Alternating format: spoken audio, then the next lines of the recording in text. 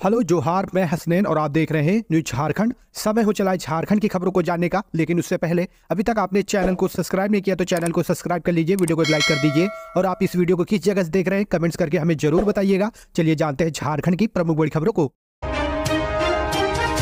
चतरा में 11वीं जेपीएससी का पर्चा लीक होने की चर्चा, जांच में जुटी पुलिस, मौके पर magistrate. Jharkhand public service commission की परीक्षा का प्रश्न पत्र लीक हो गया है। परीक्षा देने पहुंचे अभ्यर्थियों का आरोप है कि बताया जा रहा है कि चतरा के उपेंद्र नाथ वर्मा इंटर कॉलेज में 11वीं जेपीएससी का पेपर लीक हुआ है। एसडीओ, एसडीपीओ व अन्य वरीय पदाधिकारी जांच के लिए पहुंच गए हैं। अभ्यर्थियों को समझाने की कोशिश चल रही है, लेकिन कोई मानने को तैयार नहीं है। परीक्षा केंद्र पर अभ्यर्थियों ने हंगामा शुरू कर दिया। हालांकि उपेंद्र नाथ वर्मा इंटर कॉलेज के प्रिंसिपल ने इससे इनकार किया है। उन्होंने कहा है कि कंट्रोल रूम में नियम के अनुसार प्रश्न पत्र का बंडल खोला गया। आरोप है कि प्रश्न पत्र के बंडल को प्रिंसिपल के चेंबर में खोला गया। वही प्रिंसिपल का यह भी कहना है कि पूरे मामले की वीडियोग्राफी कराई गई है, कोई अनियमितता नहीं हुई है। वही जामताड़ा के महिजामा में भी 11वीं जेपीएससी का प्रश्न पत्र लीक होने की खबर है। चतरा में 11वीं जेपीएससी का पर्चा लीक होने की चर्चा, जांच में जुटी पुलिस, मौके पर मजिस्ट्रेट।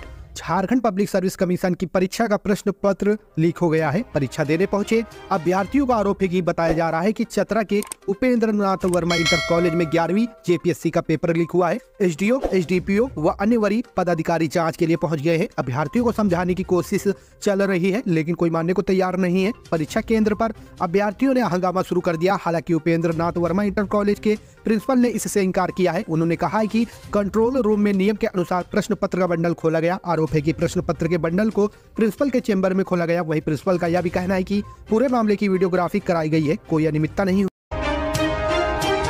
50,000 से अधिक कैश मिलने पर होगी कार्यवाही, मुख्य निर्वाचन पदाधिकारी। लोकसभा चुनाव की घोषणा होते ही झारखंड सहित देश भर में आचार संहिता कल यानी 16 मार्च से प्रभावित हो गई है। इसके तहत भारत निर्वाचन आयोग ने कई दिशा निर्देश जारी किए हैं। इस बार के चुनाव में भी भारत निर्वाचन आयोग की पैनी नजर इसको लेकर रहेगी। यदि कोई बगैर कोई प्रमाण के 50,000 से अधिक कैश लेकर निकल रहे हैं तो चुनाव आयोग के जांच के दायरे में आ जाएगा। इसी तरह 10 लाख से अधिक के कैश आपके पास से बरामद होता है तो चुनाव आयोग की टीम तत्काल आयकर विभाग से इसकी जांच कराएगी। भारत निर्वाचन आयोग द्वारा चुनाव की घोषणा होने के बाद झारखंड के मुख्य निर्वाचन पदाधिकारी के रवि कुमार ने पत्रकारों को संबोधित करते हुए कहा कि 50,000 रुपए तक की कैश के लिए कोई भी पाबंदी नहीं है, मगर इससे ज्यादा यदि पाया जाता है तो आपको इस पैसे के बारे में जानकारी देनी होगी और वैलिड रीजन नहीं होने पर कार्रवाई की जा सकती है। इसी तरह 10 लाख से अधिक के कैश बरामद होने पर तत्काल इसकी सूचना आयकर विभाग को दी जाएगी। आयकर की टीम इस मामले में जांच करेगी, कार्रवाई करेगी। उन्होंने कहा कि आदर्श आचार संहिता को लेकर चुनाव के दरमियान आयोग की नजर राजनीतिक दलों के साथ साथ उम्मीदवारों पर रहेगी। इसके लिए भारत निर्वाचन आयोग ने आदर्श आचार संहिता से संबंधित विस्तृत दिशा निर्देश जारी कर दिया है। जारी दिशा निर्देशों के अनुसार जब राजनीतिक दलों की आलोचना की जाएगी तो उसे उनकी नीतियों और कार्यक्रम, विगत रिकॉर्ड और कार्य तक की सीमित रखा जाएगा। और अभ्यर्थी दूसरे दलों के नेताओं या कार्यकर्ताओं की निजी जिंदगी के ऐसे सभी पहलुओं की आलोचना करने से अलग रहेंगे जो उनकी सार्वजनिक गतिविधियों से नहीं जुड़ी हुई है।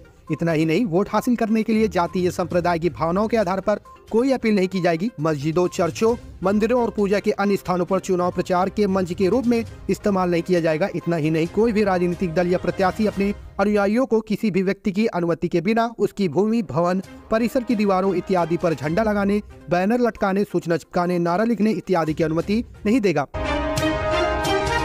झारखंड में बदला मौसम का मिजाज, गर्मी से राहत, अगले 4 दिन बारिश के आसार, ऑरेंज अलर्ट जारी। राजधानी रांची समेत राज्य के विभिन्न हिस्सों में शनिवार को तेज हवा के साथ बारिश हुई। दिन में कड़ी धूप रहने के बाद दोपहर बाद मौसम तेजी से बदला और काले बादल छा गए। तेज हवा और गरज के साथ बारिश हुई। रांची में 2.6 मिलीमीटर बारिश दर्ज की गई। बारिश के बाद ठंडी हवा से लोगों ने गर्मी से राहत की सांस ली। मौसम विभाग ने रांची समेत राज्य में अगले 4 दिनों के दौरान तेज हवा व वज्रपात के साथ बारिश का ऑरेंज अलर्ट जारी किया है। मौसम विभाग के अनुसार शनिवार को राजधानी का अधिकतम तापमान 32.4 डिग्री रहा, जबकि न्यूनतम तापमान 19.5 डिग्री सेल्सियस दर्ज किया गया। दोनों तापमान सामान्य से अधिक रहे, जबकि राज्य में मेदिनीनगर का अधिकतम तापमान 34.6 व न्यूनतम तापमान 18.0 डिग्री रहा। जमशेदपुर में 34.2 डिग्री और 21.8 डिग्री दर्ज हुआ। झारखंड में मतदान केंद्रों पर मिलेगी जरूरी सुविधाएं, राज्य निर्वाचन आयोग ने जारी किए निर्देश। भारत निर्वाचन आयोग द्वारा शनिवार को लोकसभा चुनाव की घोषणा के बाद राज्य के मुख्य निर्वाचन पदाधिकारी के रवि कुमार ने भी प्रेस कॉन्फ्रेंस कर झारखंड में 4 चरणों में होने वाले चुनाव तथा इसे लेकर की गई तैयारियों की जानकारी दी। मुख्य निर्वाचन पदाधिकारी ने कहा कि मतदाताओं को मतदान केंद्रों पर सभी आवश्यक बुनियादी सुविधाएं अनिवार्य रूप से उपलब्ध कराई जाएंगी। सभी मतदान केंद्रों पर पुरुष एवं महिलाओं के लिए अलग अलग शौचालय, पेयजल, पोलिंग वॉलंटियर, हेल्प डेस्क, दिव्यांगों के लिए ramp, voter facilitation centre, signage आदि की व्यवस्था होगी। उन्होंने शांतिपूर्ण, स्वतंत्र तथा निष्पक्ष चुनाव का भरोसा भी दिलाया। उन्होंने कहा कि राज्य में होने वाले चुनाव में भारत निर्वाचन आयोग द्वारा जारी सभी दिशा निर्देशों का सख्ती से अनुपालन कराया जाएगा। चुनाव का ऐलान होते ही बिजली विभाग ने दिया झटका, ₹2.85 बढ़ेगी ट्रैफिक, जाने नया रेट।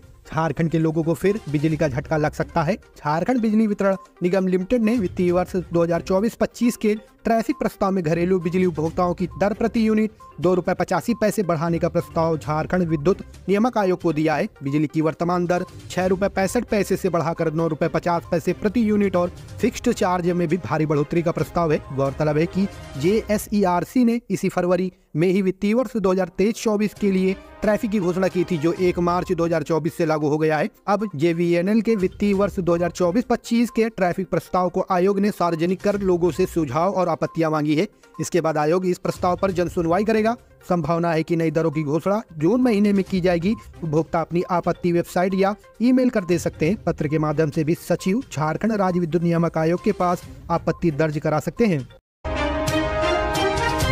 झारखंड में इस पार्टी ने खोला मोर्चा, 5 सीटों पर अकेले लड़ेगी चुनाव। बीजेपी जेएमएम को हो सकता है नुकसान। लोकसभा चुनाव की घोषणा के साथ ही गिरिडीह का राजनीतिक तापमान बढ़ गया है।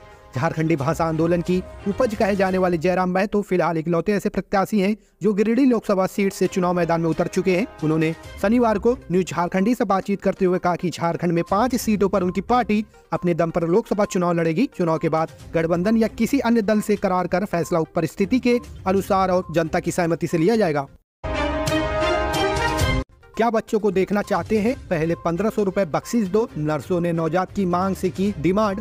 झारखंड के धनबाद में प्रसूताओं से जबरन वसूली का मामला सामने आया है। आरोप है कि अस्पताल में बच्चों को जन्म देने वाली महिलाओं से नवजात का चेहरा दिखाने के लिए नर्सें बख्शीश के नाम पर जबरन वसूली कर रही हैं। मामला गोविंदपुर ब्लॉक के सामुदायिक स्वास्थ्य केंद्र यानी CSC का बताया जा रहा है। न्यूज झारखंडी की रिपोर्ट के मुताबिक सुमति देवी नाम की एक महिला डिलीवरी के लिए CHC में एडमिट हुई थी। महिला ने हाल ही में नवजात को जन्म दिया। इसके बाद सुमति देवी ने नर्सों को बुलाया और नवजात का चेहरा दिखाने की मांग की। आरोप है कि नर्सों ने नवजात को दिखाने के लिए उनसे 1500 रुपए की मांग की। सुमति देवी के मुताबिक उसके पास पैसे नहीं थे। उसने ये बात अपने पति को बताई।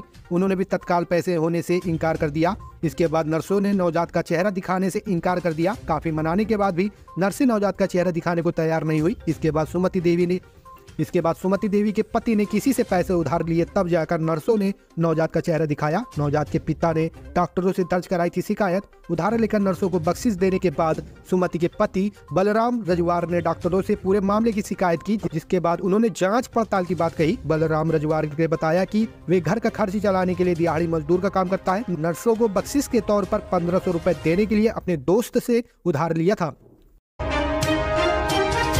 सहमति से बना शारीरिक संबंध रेप नहीं, झारखंड हाईकोर्ट का फैसला। 17 साल बाद आरोपी बरी। झारखंड हाईकोर्ट के जस्टिस गौतम चौधरी की अदालत ने दुष्कर्म के एक मामले में निचली अदालत के आदेश को निरस्त करते हुए युवक को बरी कर दिया। कोर्ट ने आदेश में कहा, तथ्यों से स्पष्ट है कि आरोपी ने शादी का झांसा देकर शारीरिक संबंध नहीं बनाया था, बल्कि युवती की सहमति से ही शारीरिक संबंध बना, इसलिए यह रेप नहीं माना जाएगा। पाकुड़ सिविल कोर्ट ने 2012 में मोहिदुल को युवती से रेप मामले में 7 साल की सजा सुनाई थी। इस फैसले को उसने हाई कोर्ट में चुनौती दी। युवती ने 2007 में शादी का झांसा देकर यौन शोषण का केस किया था। कोर्ट ने आदेश में कहा है कि मामले में प्राथमिकी दर्ज कराने में 6 माह की देरी हुई है। करीब 6 माह तक दोनों के बीच शारीरिक संबंध बने और जब पीड़िता गर्भवती हो गई तब मामले का पता चला। पीड़िता ने बयान में बताया था कि आरोपी ने उससे शादी करने का वादा किया था, जबकि साक्ष्य में आया है कि अपीलकर्ता विवाह के पंजीकरण के लिए कोर्ट गया था, पर वहां अन्य लोगों ने रोक लगा दिया। साक्ष्यों से दुष्कर्म करने का आरोप साबित नहीं होता है। गवाही को संयुक्त रूप से पढ़ने से पता चलता है कि पंचायत में शादी करने को कहा गया था, लेकिन दूसरों की आपत्ति के कारण ऐसा नहीं हो सका। 6 साल पुराने केस में बढ़ी राहुल गांधी की मुश्किलें, झारखंड की अदालत ने किया तलब। मामला वर्ष 2018 का है। भारतीय जनता पार्टी को लेकर राहुल गांधी द्वारा 2018 में आपत्तिजनक टिप्पणी की गई थी, जिसको लेकर चाईबासा में भाजपा के नेता प्रताप कटियार द्वारा चाईबासा कोर्ट में मुख्य न्यायाधीश दंडाधिकारी की अदालत में वाद दायर किया गया था। यह मामला रांची के MP MLA कोर्ट में ट्रांसफर कर दिया गया था, लेकिन चाईबासा में MP MLA कोर्ट शुरू होने के बाद इस केस को यहां ट्रांसफर कर दिया गया।